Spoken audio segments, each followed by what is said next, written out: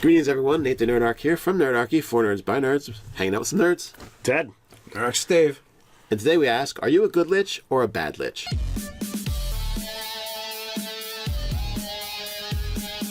Jump down in the description below where you can find Nerdarchy, the newsletter, game weekly tips, as well as learn how to game with Nerdarchy. So we got a suggestion from TV Timmy. We did, from the Facebooks and from Twitter. And TV Timmy, if you're familiar with him or not, he runs live play games over on Twitch from time to time. And he wants to know about good Liches. Sometimes referred to as Arch-Liches or Balnors? Balnorns. Which were the good ones. And Yeah, the elven ones. Yeah, so I'm not familiar with the 4th edition, if anything came out in 4th edition, but in 3rd edition, they did have a variety, and I'm going to guess that it was probably went back to 2nd edition as well. 5th edition is pretty clear on who becomes a Lich.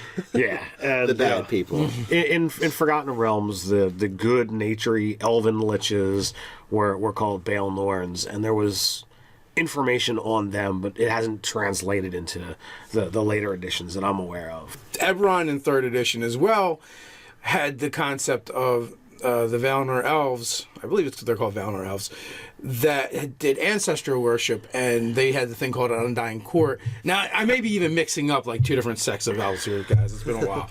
The one sect definitely had the Undying Court, and they did this ancestry worship, and some of the elves would ascend, and they had like the city of the dead where the Undying kind of lived, and you would go there. And I think some of that, like the more powerful ones of those guys, would fall into that category of good Lich, but they also were much different in the sense that they were created through positive energy, not negative energy. Right. Now, if you look at Lich in your trusty monster manual, page 202 and 203, we get into the heart of the Lich. And in order to remain a Lich, you have to imprison people in your phylactery, and over the course of 24 hours, Obliterate their souls. the phylactery literally consumes their very being. Yeah.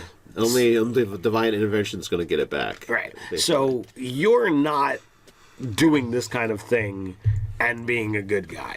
We're going to just kind of speculate on what it would take to be a good what it would Lich. take to be a good Lich in 5th edition. If you guys want to read the craziness, you know where it's at. It's crazy. Yeah, so I would think that one of the ways that you could have storyline a good Lich or a person desiring to become an immortal, a spellcasting undead, I would say you could maybe do a druid or some kind of nature cleric, and they're going to be tying their life to something ancient or old, maybe a mountain range or an ancient tree, like some kind of tree that they grow, like a magical tree that they're investing with their energy, and that's actually going to live off of maybe the earth and maybe the spirit of the land. You're just like cutting a slice off and like putting it in you. I was envisioning, it's like, all right, similar to how the Lich puts its soul in the phylactery. I was thinking, what if you actually took your soul, ripped it out of your body, and planted it into the ground, and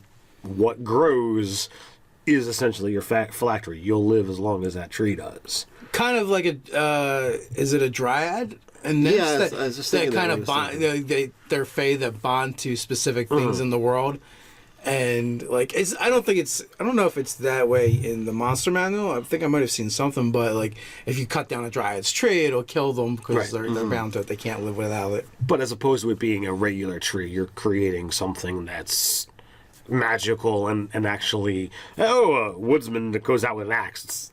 It's just a boring axe. It's not going to hurt your tree. Well, instead of being dealing with a dryad or something, they're dealing with a really high level spellcaster. Yeah, they go to swing their axe and someone taps them on the shoulder. Excuse me. Well, he's good. I don't think he would just do that. Well, he would let them know before he killed them. He'd give them a choice. Well, first of all, there is kind of like an example from novels. The Pool of Radiance. It's going back some ways. Trilogy. It also became, some of you guys may even remember the video game. But I believe the novel came out before the video game. I think so as well. There was a trilogy on the Pool of Radiance. I can't remember if I'm mixing things up, but that was also the Spellfire, like they were all intertwined. And the one character from the Pool of Radiance is the one that actually becomes the wielder of the Spellfire, blah, blah, blah. But there was a character, I believe, introduced. I don't remember his name, but he was actually an undead paladin So he was a death knight essentially, but a good one. And he wasn't able to rest because he didn't complete what he needed to do, or he failed. His corpse was reanimated, and he became, this good Death Knight. Which, I mean, like, that's kind of like the warrior version of a Lich. Right. So, in my mind, for a good Lich to be in the world, I see either a curse that is bound them to the undeath, kind of like, almost like Strahd, or, a task undone that a DD or someone has charged them with. Lich out of the monster manual, you can't really use any of that because no good being would sacrifice souls. Right. Well, like the idea behind each of the different undead, like as you said, Death Knight is your warrior, Lich is your spellcaster, Vampire is kind of sort of your rogue.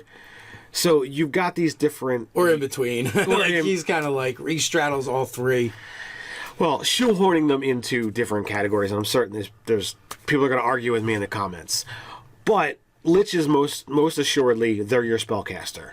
And all of those are genuinely evil. So if you say, okay, well, if you want to turn those to the other side, all right, let's make a good one. The concept of this video is we are making a good undead spellcaster. I kind of feel like candidates from the spellcasting, that it'd be kind of like a little bit of an oxymoron, but the Twilight Druid and the Undying Light Warlock Pact are kind of ones that loathe and hate undeath. Mm-hmm. But, could something cause them to take on undeath in order to eternally try and extinguish it? It's one of those things that we're skating on that border. Are they being granted some form of immortality, or are we honestly saying, boom, we're putting the stamp on, you're undead, get used to it? You're undead, get used to it, I think. Right. You're a Lich. Essentially, the idea is you're a Lich, except for this, in the sense that you probably even have a phylactery, but it doesn't require the same renewal that the evil Lich does, because right. It's got to be powered by good somehow. Mm-hmm. and or maybe DD has chosen to renew your phylactery mm-hmm. However often it has to be done. Right. Hey, you get divine intervention once a week as a cleric, right? So maybe that'll work out. You'd be like, please let me live another week. Please, sir, can I have some more? I always feel like a good Lich isn't someone that tries to become a Lich. Yes, circumstance makes it. Well, I think, like with the example we were talking about earlier, where you plant your soul into the ground to become a tree, like I see that there's definitely ways that you could go about doing it. At the end of the day, becoming any kind of undead in my mind is unnatural. Yeah, which just kind of goes against the grain for... There's definitely a DD out there that you're pissing off.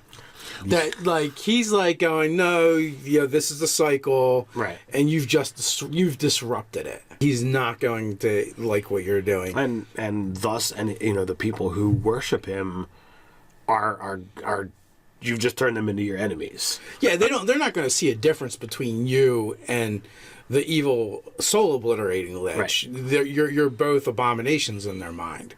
It could lead to their own type of witch hunt. That's why, and I also feel like, the best kind of good Lich is like the incidental good Lich, that it kind of happened to them. Mm-hmm. And in previous editions too, like, you didn't have to set out to become a Lich; it could just happen, right?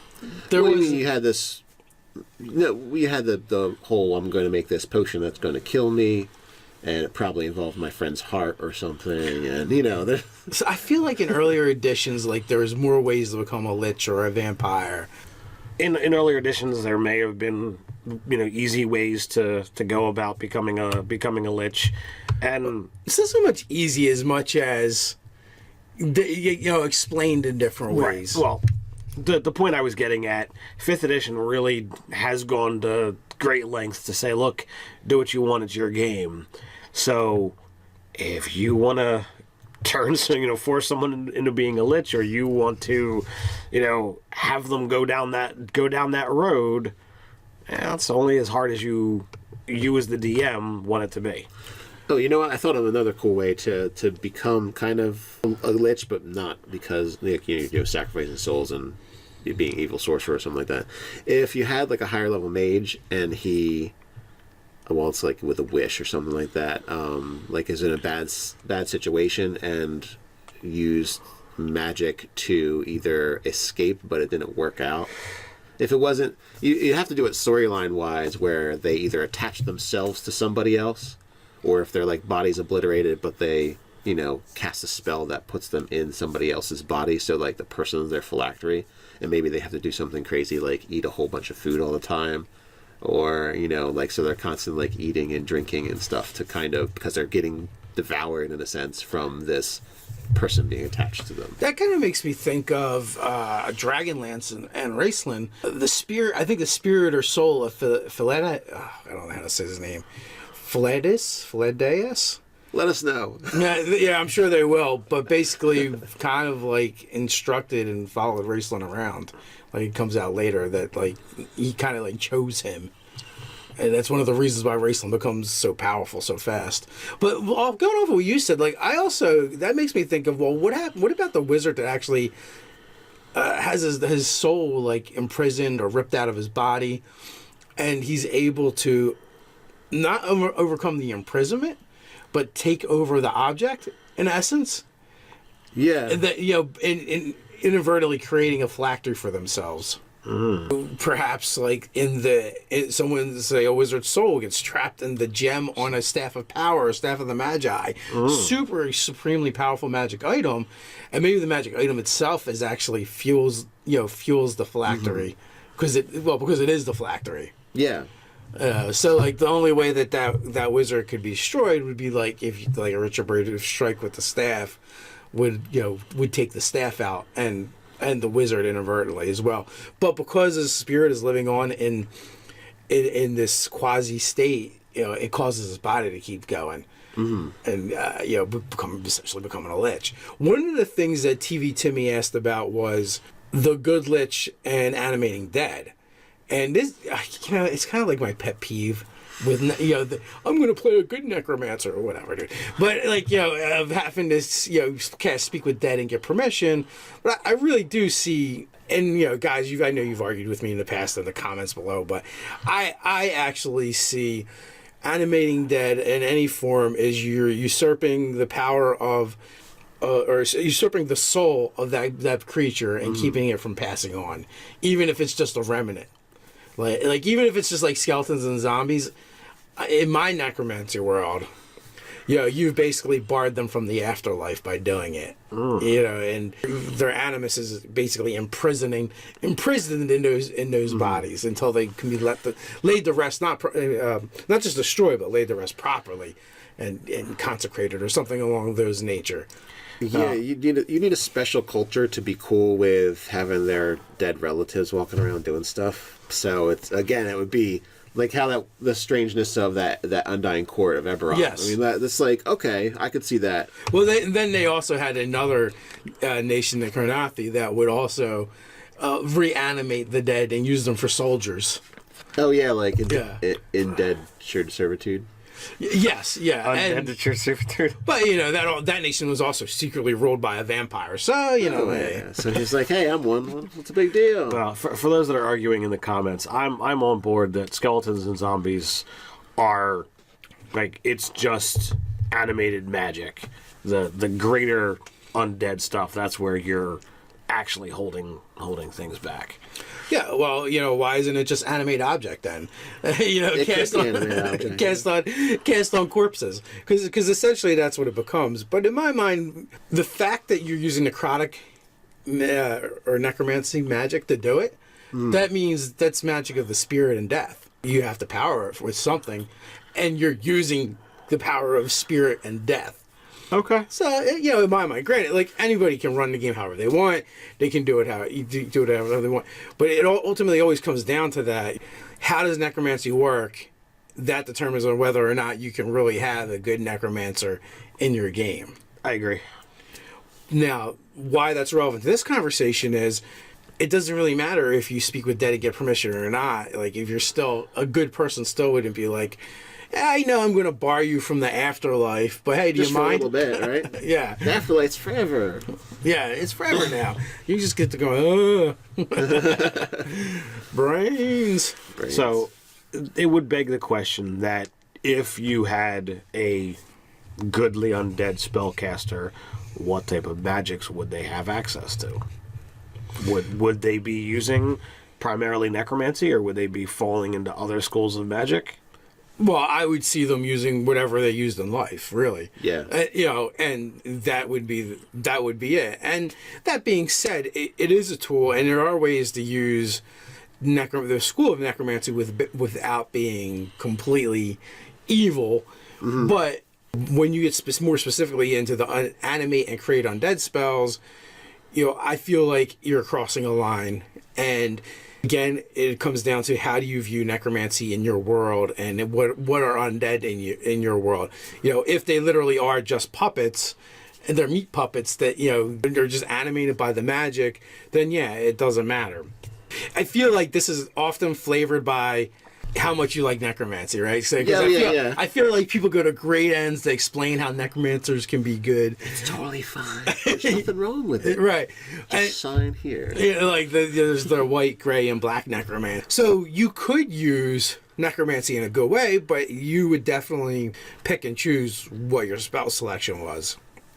And in my opinion, you're just going to avoid the really, really ugly stuff. Mm-hmm. If you want minions, summon creatures, or you have eternity, make some allies. Well, yeah, you could do it that way. Yeah, so there's ways of having those servants, of having the people around you not be like families that come and go and die and all that kind of stuff. Just like mechanical people, you can summon creatures, train things. So you have the time. The other thing too is, if it's more of if it's a cultural thing or, a divine thing where your lichdom is brought about, the act of sacrifice could be another way of powering your phylactery as well. The people you're there to serve or protect, as long as they believe in you, maybe it could be like a ritual that they conduct every year where instead of one person feeding you their soul, the community collectively gives you a little piece. That is pretty cool. Yeah, and you could definitely do like adventures around that. Like someone tries to disrupt that, someone tries to sow dissent, someone steals the phylactery, and you're getting towards the end. He's getting towards the end, and they have to get it back in order to conduct a ritual. That could be as simple as something like the phylactery is a chalice, and everybody like puts in blood or something like that. Right, one drop of blood from everyone that lives in this particular town, village, community. Convent, whatever it is. Monastery, yeah. So what do you guys think? How do you handle good undead in your world? Do you allow it? Is it possible? But let us know in the comments below. While you're at it, don't forget to like, share, and subscribe. Check us out on nerdarchy.com. You also check out us on Facebook. So until next time, stay nerdy.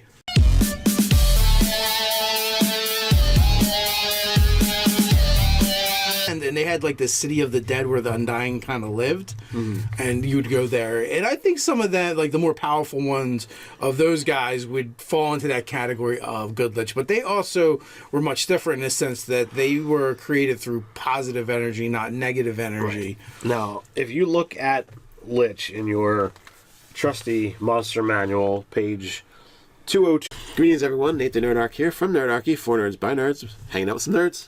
Ted. Dave. And today we ask, are you a good lich or a bad lich?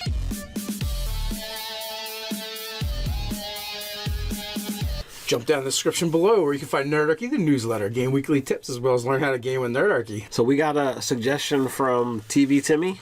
We did, from the Facebooks and from Twitter. And TV Timmy, if you're familiar with him or not, he runs live play games over on Twitch from time to time. And he wants to know about good liches. Sometimes referred to as archliches or Balnors. Balnorns. Which were the good ones. And the elven ones. Yeah, so I'm not familiar with the 4th edition, if anything came out in 4th edition, but in 3rd edition, they did have a variety, and I'm going to guess that it was probably went back to 2nd edition as well. 5th edition is pretty clear on who becomes a lich.